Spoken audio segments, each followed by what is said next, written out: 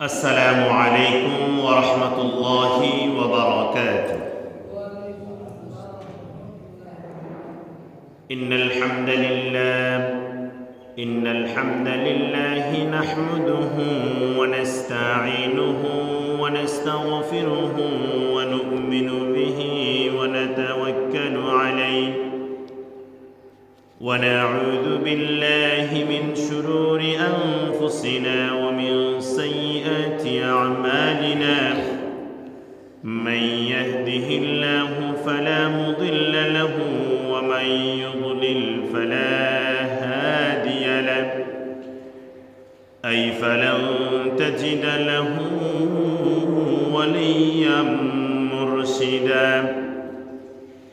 ونشهد أن لا إله إلا الله وحده لا شريك له، والذي لا ضد له ولا ند له، لا مثل له ولا مثيل له، لا وزير له ولا كفيل له، لا شبه له ولا شبيه له، وهو الله واحد أحد صمد فرد لم يلد ولم يولد ولم يكن له كفوا أحد. ونشهد أن سيدنا وحبيبنا وحبيب ربنا وطبيبنا وطبيب أرواحنا وبشيرنا ونذيرنا وشفيعنا ومولانا محمدا عبد الله ورسوله، أرسله الله تعالى بالحق بشيرا ونذيرا وداعيا إلى الله بإذنه وسراجا منيرا. أما بعد، فقد قال الله تعالى في كلامه المجيد وفي فرقانه الحميد: أعوذ بالله من الشيطان الرجيم. بسم الله الرحمن الرحيم.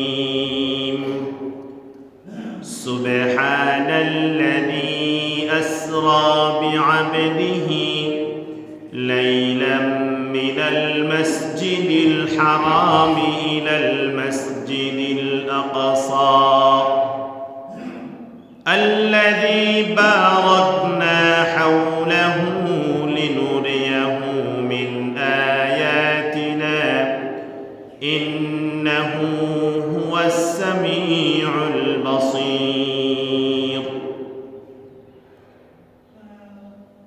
قال رسول الله صلى الله عليه وسلم: رأيت ربي بعيني بيني وبين الله لا حجاب.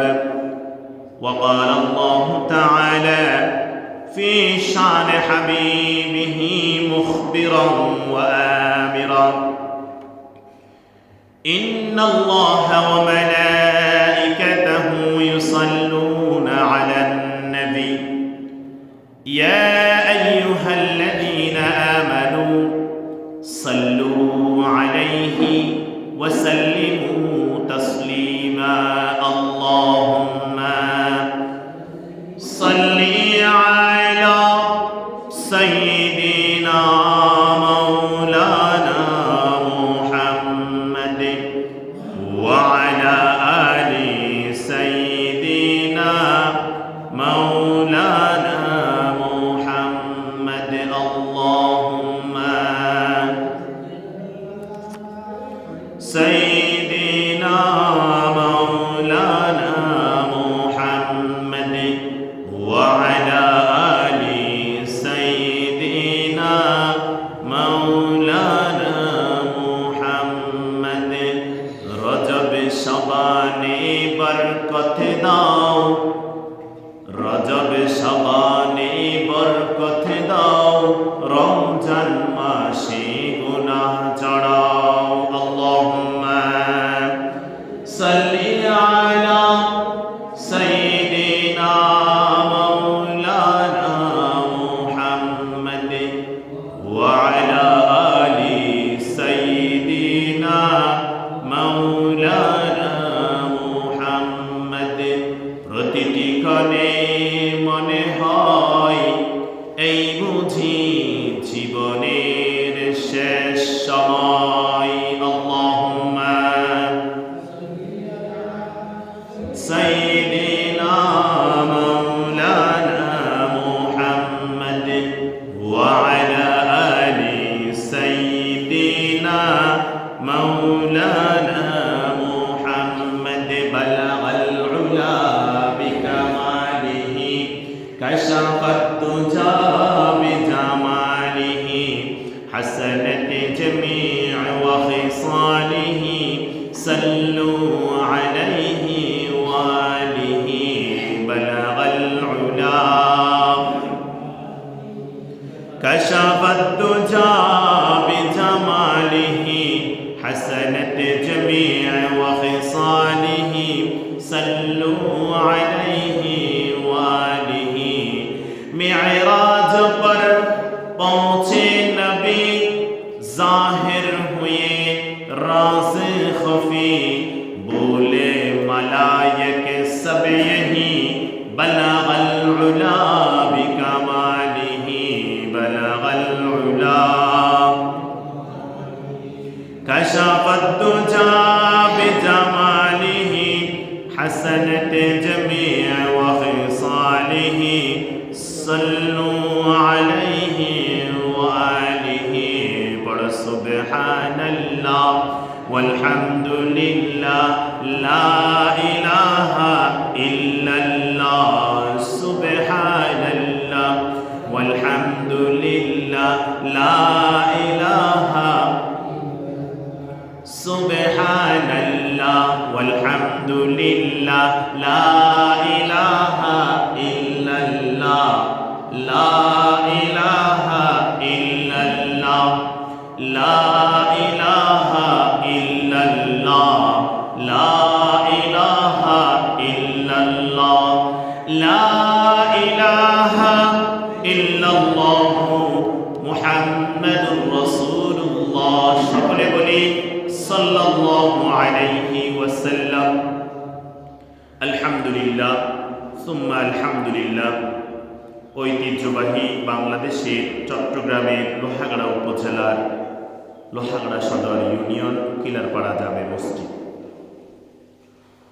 অত্র মসজিদে যে মহান রব্বুল ইজ্জত আহকামুল হাকিমিন পরওয়ারদিগার আলম রাজাদিরাজ সম্রাটের সম্রাট মহান রব আজকের এই গুরুত্বপূর্ণ মাস, গুরুত্বপূর্ণ দিবস 25 রজব তৃতীয় জুমা 1444 হিজরি, 17 ফেব্রুয়ারি 2023 ইংরেজি, 4 ফাল্গুন 1429 বাংলা। যে মালিক আমাদেরকে সুন্দর রেখে সুস্থ রেখে তার নৈকট্য হাসিলের জন্যে এই সমাজের মধ্যে ইহজাগতিক কাজে ব্যস্ততাটা অনেক মানুষদের মধ্য থেকে আলাদা করে আগে আগে মসজিদে আসার সুযোগ করে দিয়েছেন, সেই মালিকের দরবারে কৃতজ্ঞতার সুরে আমরা সকলেই শুকরিয়া আদায় করি, বলি আলহামদুলিল্লাহ। আগে আগে মসজিদে আসতে পেরে আপনারা মনে হয় খুশি নয়, একটু রবের শুকরিয়া আরেকটু জোরে সোরে বলি আলহামদুলিল্লাহ। দরুদ প্রেরণ করছি বিশ্ব মানবতার মুক্তির দিশারি সৈয়দুল কওনাইন সুলতান দারাইন রাহমাতুল লিল আলামিন রাসূল আরবি বিশ্ব নবী দু জাহানের সরদার সৈয়দুল মুরসালিন খাতামুন নবিয়্যিন হযরত মুহাম্মদুর রাসূলুল্লাহ সাল্লাল্লাহু আলাইহি ওয়াসাল্লাম। আত্মার মাগফিরাত কামনা করছি সাইয়্যিদিনা আদম আলাইহিস সালাতু ওয়াস সালাম থেকে শুরু করে ঈসা রূহুল্লাহ পর্যন্ত পরবর্তীতে যত সাহাবীন, তাবিঈন, তবে তাবিঈন, আইম্মায়ে মুজতাহিদিন, খুলাফায়ে রাশিদিন, যত হাফেজ, কারি, মুহাদ্দিস, মুফাসসির পৃথিবী থেকে বিদায় নিয়ে চলে গিয়েছেন, খাস করে উকিলার পাড়ার চতুর্পার্শ্বের যত মুরব্বীগণ আমাদের কাছ থেকে বিদায় নিয়েছেন, রাব্বে কারীমের দরবারে তাদের গুনাহগুলো ক্ষমাচিয়ে তাদের জন্য জান্নাতের আলা মুকাম কামনা করছি। সকলে বলেন আমিন। সম্মানিত উপস্থিত মুসল্লি সাহেবান, আমরা জানি রজব মাস অত্যন্ত গুরুত্বপূর্ণ মাস। আমাদের কাছ থেকে বিদায়ের পথে শেষ পর্যায়ে চলে এসেছি, অর্থাৎ তৃতীয় জুমার একটি জুমা আমরা পাব। এই রজব মাস এটা হচ্ছে বীজ বপনের মাস, শাবান মাস পানি সেচ দেওয়ার মাস, রমাদান মাস ফল কাটার মাস। রজব মাস মানে ইবাদতের মাত্রা বাড়িয়ে দিতে হবে। দিন দিন জিকির যতটুকু করেন তার চাইতে বেশি করে করতে হবে। নামাজ, ফরজ নামাজের পাশাপাশি নফল, সুন্নাহ, তাহাজ্জুদ বাড়িয়ে দিতে হবে। কোরআনের তিলাওয়াত বাড়িয়ে দিতে হবে। অর্থাৎ বীজ বপনের মাস মানে হচ্ছে ইবাদতের মাত্রা বাড়িয়ে দিতে হবে। হারাম ছেড়ে দিয়ে হালাল রিজিক বক্ষণে ব্যস্ত হতে হবে। এটা এখন থেকে আল্লাহ রাব্বুল আলামিন আমাদেরকে রমজানের জন্য প্রস্তুতি গ্রহণ করতে হবে। সকলে বলেন আল্লাহ রাব্বুল আলামিন আমাদেরকে এই রজব শাবানের বরকত লাভবানের পাশাপাশি রমজান পর্যন্ত পৌঁছানোর তৌফিক দান করুন, আমিন। এজন্য বিশ্বনবী বলতেন, আল্লাহুম্মা বারিক লানা ফি রজব ওয়া শাবান ওয়া বাল্লিগনা রমাদান। আল্লাহুম্মা বারিক লানা ফি রজব ওয়া শাবান ওয়া বাল্লিগনা রমাদান। এই রজব মাসে ইবাদতের মাত্রাকে আরো বাড়িয়ে দিতে হবে। শাবান মাসে এই ইবাদতের মাত্রার মূল পর্যায়ে পৌঁছে চোখের পানি ছেড়ে দিতে হবে এবং রমাদান মাসে আল্লাহর রহমত অর্জনের লক্ষ্যে পরিপূর্ণভাবে রমজান মাস ইতিকাফ, কোরআনের তিলাওয়াত, তারাবির নামাজ, জিকির, আজকার, রোজা পালন করা, ভাব গম্ভীর্যতা নিয়ে নিজেকে ইসলামের পথে চলে আসার জন্য, সচেষ্ট হওয়ার জন্য সর্বোচ্চ আল্লাহর রহমত আশা করতে হবে রমাদান মাস। আল্লাহ রাব্বুল আলামিন আমরা সকলকে রজব এবং শাবানের বরকত কল্যাণ লাভ করে রমাদান পর্যন্ত পৌঁছে পরিপূর্ণ রমাদান মাসকে মর্যাদার সাথে আদায় করার তৌফিক দান করুন, আমিন। সম্মানিত উপস্থিতি মুসল্লি সাহেবা, এই রজব মাসকে কিতাবের বর্ণনায় পাওয়া যায়, হাদিস শরীফের মধ্যে আসছে বিশ্বনবী শাহরুল আসাম নাম দিয়েছেন, মানে বধির মাস। বধির মানে কানে শুনে না। ব্যাখ্যার মধ্যে আসছে যে এই মাসের মধ্যে উম্মতের গুনাহ ফেরেশতারা কানে শুনে না। সুবহানাল্লাহ। এটার আরেকটা অর্থ হচ্ছে ফেরেশতারা পর্যন্ত চায় যে এটা বরকতপূর্ণ মাস শুরু হয়েছে, এই মাসের মধ্যে আল্লাহর রাসূলের কোনো উম্মত গুনাহ না করুক।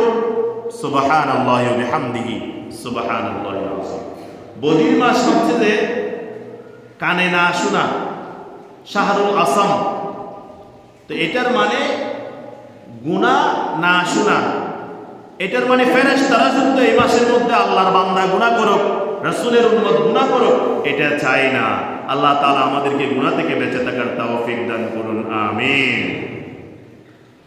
প্রিয় উপস্থিত মুসল্লি সাহেবান, এই রজব মাস দামি হওয়ার পেছনে আরেকটি অন্যতম কারণ বিশ্বনবী হযরত মুহাম্মদুর রাসূলুল্লাহ সাল্লাল্লাহু আলাইহি ওয়াসাল্লামকে আল্লাহ তাআলা সসম্মানে তার হাবিবকে আল্লাহর সাথে, হাবিবের সাথে আল্লাহর সাথে সাক্ষাতের জন্যে মেরাজ অর্থাৎ ঊর্ধ্বগমন করিয়েছিলেন। সুবহানাল্লাহ। আসুন, এক শ্রেণীর কিছু লোক এই মেরাজের বর্ণনাকে বিকৃত করে, এই মেরাজকে অস্বীকার করে এরকমও কিছু লোক আছে। কেউ বলে জীবিত অবস্থায়, জাগ্রত অবস্থায়, আর কেউ বলে ঘুমন্ত অবস্থায়, আর কেউ বলে সশরীরে, আর কেউ বলে স্বপ্নযুগে। আসুন তাহলে প্রিয় ভাইয়েরা আমার, এটা হচ্ছে একটু আগে আমি আমার এই মুরব্বীকে একটা আয়াতের ব্যাখ্যা শোনাতে গিয়ে বলেছি, যার যেমন দৃষ্টিভঙ্গি তার তেমন ঈমানের দৃঢ়তা।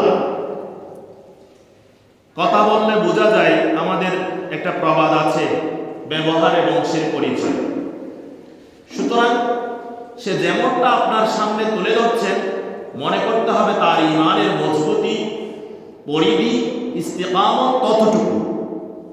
তাহলে আসুন আমরা সকলে চিনি এই মেরাজ শব্দটাকে নিয়ে আমাদের শাহ সাহেব কেবলা রহমতুল্লাহ আলাই, শাহ হাফেজ আহমদ রহমতুল্লাহ আলাই, যিনি চুনতির জমিনে 19 দিন ব্যাপী মাহফিলে সিরাতুন নবী প্রবর্তন করেছেন, তিনি 48 বছর যাবৎ এই মেরাজুন নবী মাহফিল এই পর্যন্ত হয়ে এসেছেন। ওনার মৃত্যুর পরেও তিনি বাংলায় একটা ব্যাখ্যা করেছেন।